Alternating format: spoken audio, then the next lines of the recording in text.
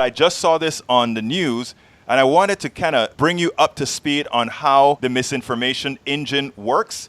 I saw this story and I thought, this is kind of strange, because the way they headlined it is they said, oh, there are issues with generic drugs. Generic drugs has been a thing for a whole long time, right? You are on generic drugs. Most people are on generic drugs. But with Medicare for All on the horizon, these guys are starting to see, oh my God, we have to somehow corner the market. Everybody's going to generics, because why the hell pay for these high-priced drugs that cost next to nothing to make, who you paid for with your taxes most of the times? If the corporations are able to use the mainstream media who many trust, in other words, if they are able to use ABC News, CBS News, NBC News to go ahead and tell a story, you look at that story as it being news and valid. And if you do that, they are in effect using the news networks as commercials to do two things: demean the competition and to prop themselves up. They are now coming out with stories about people who got hurt from generic drugs. Remember that very expensive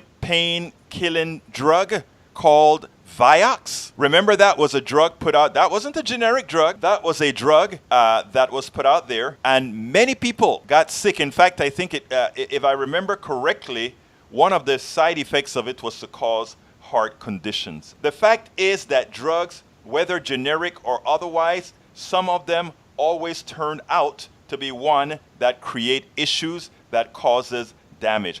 Because we're moving towards generic drugs, drugs that are no longer on patent, in order to keep their profits high, what they want to do is they want to scare people into believing that somehow there is an issue with generic drugs. Do not fall for it, and also make sure when you go to the doctors, you are prescribed generic drugs. If there is a problem with the drugs, we need to start having the government take care of that, and don't think that somehow because a drug is officially not generic or costs a whole lot of money that it is successful. You take a look at the efficacy of many of the drugs out there. What they'll tell you is, oh, taking this drug, the lifespan of the person is on average, is about 30 days more. Kill me. Get rid of me. The evil within this medical system never ceases to amaze me, and the complicity of the mainstream media and the complicity of the parties always get to me. So here again, when you watch TV news and you watch stories that you look at that you can say, this is going to have an effect on product A. It'll make product A more successful on product B. It puts a negative spin on product B. Be careful.